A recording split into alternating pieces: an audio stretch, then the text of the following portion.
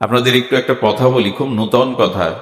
এই যে ভগবানের অবতার পরশুরাম, ইনি ইনার পিতার কথার মায়ের মুন্ডু কেটে দিয়েছিলেন।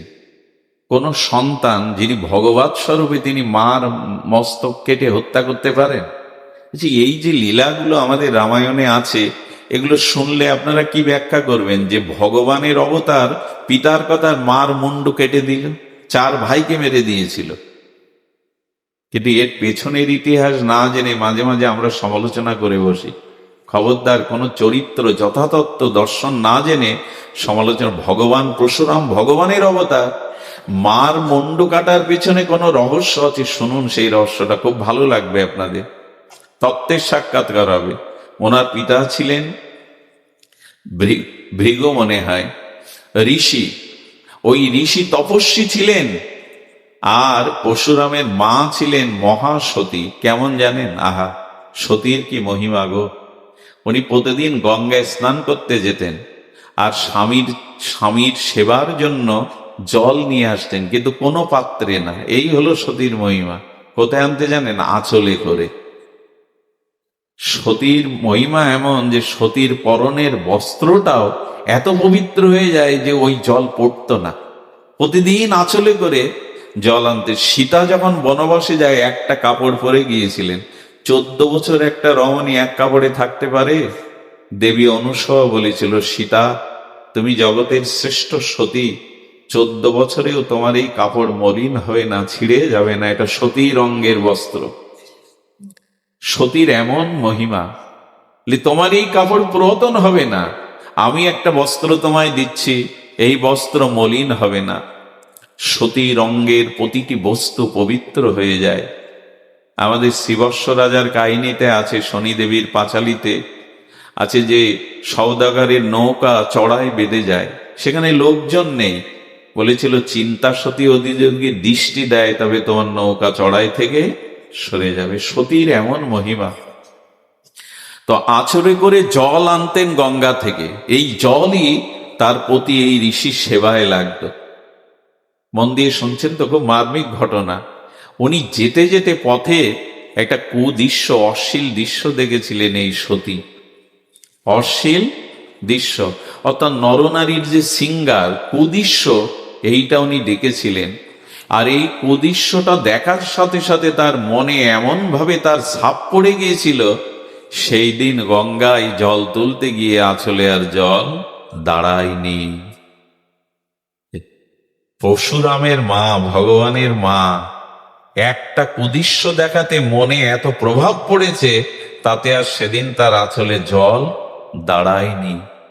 একটা অনুরোধ করব, দেখবেন ভগবানের দর্শন করতে গেছেন কোন মন্দিরে, প্রসিদ্ধ বিগ্রহ, সেখানে কি রঙের পোশাক রাধারানীকে, গোবিন্দকে পরানো, 5 দিন পরে মনে থাকবে না।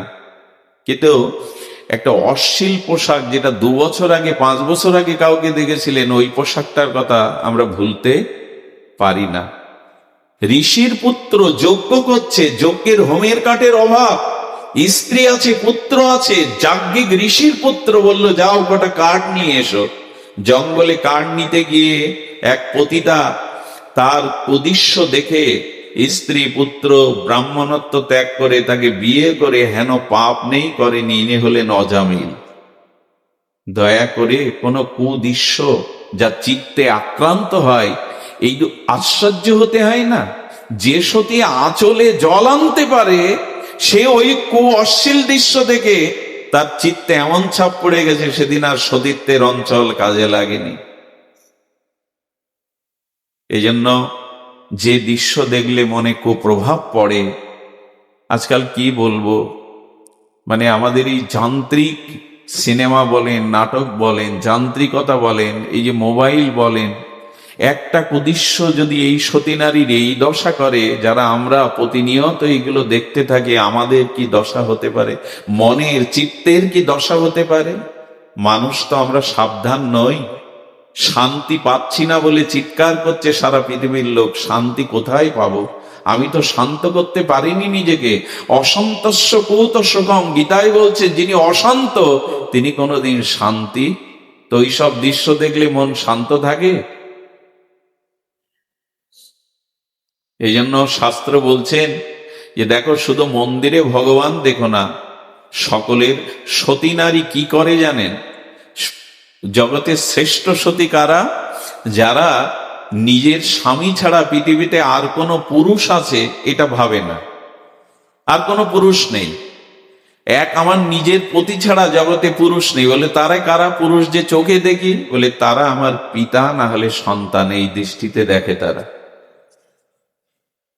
তো আজকে যখন জল আনতে পারেনি তখন বুঝতে পারলেন ওর সতীত্বে কোথায় কলঙ্ক লেগেছে।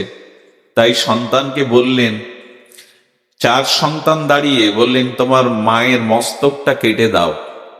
3 সন্তান বললেন মাতৃহত্যা পিতা আমরা করতে পারি না, কারণ শাস্ত্রে পিতার থেকে মায়ের স্থান উপরে রেখেছে। মাতৃদেব ভব, তারপরে পিতৃদেব ভব। পিতা মাতা আলাদা জায়গায় থাকলে আগে মাকে প্রণাম করবেন, বাবাকে নয়, কারণ পিতার থেকে মায়ের স্থান অনেক উপরে।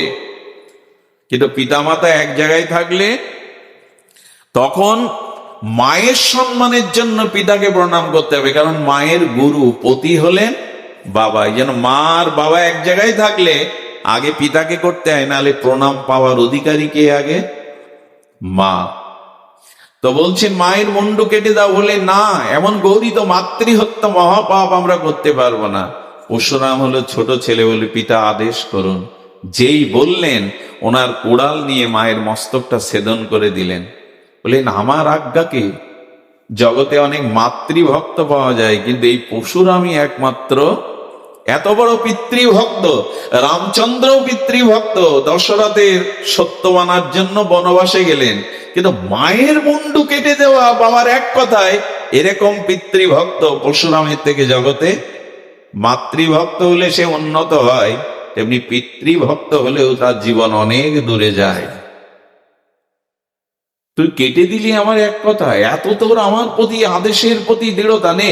এই 3-4 ভাই আমার কথা শোনেনি, ওদেরও মস্তক কেটে দে। সঙ্গে সঙ্গে ভাইদেরও মস্তক কেটে দিলেন।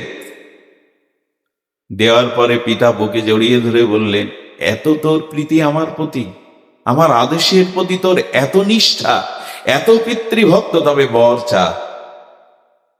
পরশুরাম বললেন, পিতা তবে যে বর চাইছে আপনাকে দিতে হবে। বলে তথাস্থ, আমি দেব বল। বলে আমার মাকে আর ভাইদের আপনি বাঁচিয়ে দিন, এ ক্ষমতা আপনার আছে, আপনি বাঁচিয়ে দিন। এবং আরেকটি বর দিন, আমি যে কারণে ওদের হত্যা করেছি ওরা বাঁচবার পরে যেন এই স্মৃতি ওদের মনে, তাহলে আমার প্রতি ঘৃণা জন্মাবে। পিতা সন্তুষ্টের তথাস্থ বললেন, কেউ যেন এই লীলা না জেনে দোষ দিতে যাবেন না। মার মুন্ডু কেটে ফেললো। দেখুন প্রকৃত সন্তানের দেখুন, ও জানে যে পিতার কাছ থেকে ওদের আবার বাঁচিয়ে দিলেন। আচ্ছা, এইখানে পিতা মাতার মস্তক কাটতে কেন বললো জানেন? যে অশ্লীল দৃশ্য দেখে ওর সতীত্বে টান পড়েছে, এই শরীরে থাকলে ওর ভজন সাধন, এই জন্য শরীরটা আবার বললে পবিত্র করে নিলেন। যদি ভুল হয়ে থাকে, যদি চরিত্র স্খলিত হয়ে থাকে, তবে সেই ভাব বদলে আবার নূতন ভাবের দ্বারা জেগে উঠুন, তবে আবার হবে। ভুল হয়ে যেতেই পারে, ভুল হয়ে যেতেই পারে, কিন্তু আবার নূতন করে নিজেকে গড়তে হবে। কি তাত্ত্বিক তত্ত্ব এখানে বলা। এই জন্য পরশুরাম সাধারণ নয়। রাম চরণে পড়ে বললেন, এই দাস আপনার দাস ধনুভঙ্গ করেছে। বলে আমার দাস কখনো ধনুভঙ্গ করতে পারে না। বলেন আপনার দাসই আপনার শক্তিতে রামের এই দৈন্য বিনয় ব্যবহারে তখন ওনার রাগ কিছুটা স্থিমিত হলো। তখন বললেন, আমি তোমাকে মানতে পারি, তুমি ধনু ধরো তো। যেই ধনুর টঙ্কার দিয়েছেন, পরশুরাম তো সাধারণ না, বুঝতে পেরেছেন ইনি পূর্ণ ব্রহ্ম ভগবান। তখনই মাথা নত করে প্রণাম করে উনি স্থান ত্যাগ করলেন। সবাই জয়ধ্বনি দিয়ে উঠল, চলে গেছে সীতামার, সবাই জয়ধ্বনি দিয়ে উঠল। এর থেকে আমরা কি শিখলাম? অনেক বড় তত্ত্ব। সেটি পিতৃমাতৃ ভক্তি যাদের আছে এরা জীবনে অনেক বড় হতে পারে। দ্বিতীয়ত, যদি স্খলন হয়েই থাকে, আমার চরিত্রের যদি স্খলন হয়েও থাকে, তবে ফিরে আসার সম্ভাবনা আছে। নূতন করে নিজেকে ভাবনা করা, অনেক হয়েছে, ভোগ সুখ অনেক হয়েছে, আর নয়। নিজেকে নূতন, আমাদের নূতন জন্ম হয় না, দীক্ষা নিলে দ্বিতীয় জন্ম হয় কিনা? দ্বিতীয় জন্ম তো এই দেহেই তো থাকি আমি, একই নিঃশ্বাস, মানে আমার ভাবনার জগতে জন্ম হয়। দীক্ষা নিলে দ্বিতীয় জন্ম মানে আমার ভাবনার পরিবর্তন হলো। এই রক্ত মাংসের দেহ না, গুরুদেবের দেওয়া দেহে এখন আমি রাধারানীর ভজন করবো, এই দ্বিতীয় জন্ম হল। শুয়োপোকা প্রজাপতি হয়ে গেল, দ্বিতীয় জন্ম হলো কিনা? মরতে হলো না, শুয়োপোকাটাই বিচিত্র রঙের প্রজাপতি হয়ে বেরোলো, মরে তারপরে হলো তা নয়। কিন্তু তেমনি দীক্ষা ভাবনা ভুল হয়ে যায় যাক, চরিত্র স্খলিত হয়ে যায় যাক, আবার যদি নূতন করে ভাবতে শুরু করি জীবনটা ভক্তিময় শান্তিময় করতে হবে, তবে আবার আপনি পারবেন, আবার আপনি পারবেন। একটা আগুন যদি দূষিত বস্তু শুদ্ধ করতে পারে, ভগবত জ্ঞান ভগবত আরাধনা পারে না মানুষকে শুদ্ধ করতে? গীতায় ভগবান ভরসা দিয়েছেন, অবিচেত সুদরাচার মাম অনন্য বাহক। পৃথিবীর শ্রেষ্ঠ দুরাচারী মহাপাপীর থেকেও যদি পাপী হও, একবার আমার শরণ নাও, আমি সর্বপাপ হতে তোমায় মুক্ত করব। এবং জগৎকে বললেন, যিনি দুরাচারী, যার মতো পাপী এ জগতে, পাপীরও থেকে অধম, সেও যদি আমার ভজন করে তবে তাকে সাধুরেব সম্মন্তব্যম, সাধু বলে জানবে। পেছনের অতীত নিয়ে তাকে বলবে না, যে ভজন পথে এসেছে সাধুরেব সমন্তব্যং সম্যক ব্যবস্থিত হি, তাকে অবশ্যই, গোবিন্দকে বলছি, প্রভু তুমি যে এই দুরাচারী মহাপাপী তোমার ভজন পথে এসছে বলে সাধু বলবো, ওর ভেতরে তো এইসব পূর্বের এই কলঙ্ক আছে, এই কুকীর্তি আছে, এরূপ দোষ আছে। গোবিন্দ বললেন, ও দ্রুতই সাধু হয়ে যাবে, ভেবো না। আমার শরণ যে নেয়, মহতের কৃপা নিয়ে যায়, তার বেশি দিন এই ভাব থাকবে না, সে তাড়াতাড়ি সাধু হয়ে যাবে। যারা এই পথে এসছেন, আপনাদের শিকড় কাটতে শুরু করেছে। অনেক সময় মনে হয় সাধু সঙ্গ তো করছি, হরিনাম তো করছি, কিন্তু চিত্তের সব দোষ তো যাচ্ছে না। একদিনে কি যায়? এই বাড়িটা যদি ভাঙা হয়, একদিনে এর ম্যাটেরিয়াল যা কিছু পরিষ্কার করতে পারবেন? অনেক জন্মের আবর্জনা। তবে শুরু হয়েছে। আচ্ছা, একটা গাছ কেটে দিলেন, মূল শিকড় কেটে দিলেন, গাছটা ধুলায় মাটিতে লুটিয়ে পড়লো, গাছের আগার কচি পাতাগুলো 2-4 দিন সবুজ থাকে কিনা? শিকড় কাটা কিন্তু সবুজ থাকার কথা না হতো? বলে সবুজত্ব শোকাতেও তো একটু দেরি লাগে।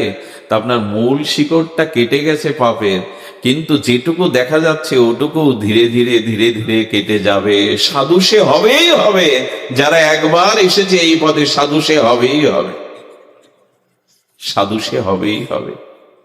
জলে নামলে এই দেহটা অশুদ্ধ, ড্রেনের কাজ করেছি, ময়লা আবর্জনা পরিষ্কার করেছি, অশুদ্ধ, স্নান করে উঠলে যদি শুদ্ধ লাগে, তা যারা হরি নামে হরিকথাতে ডুব দিয়ে থাকে তারা শুদ্ধ হবে না, তাদের পাপ তাপ শুদ্ধ হবে না, তারা অচিরেই সাধু হয়ে যাবে, তাদের সাধু রূপে জানবে।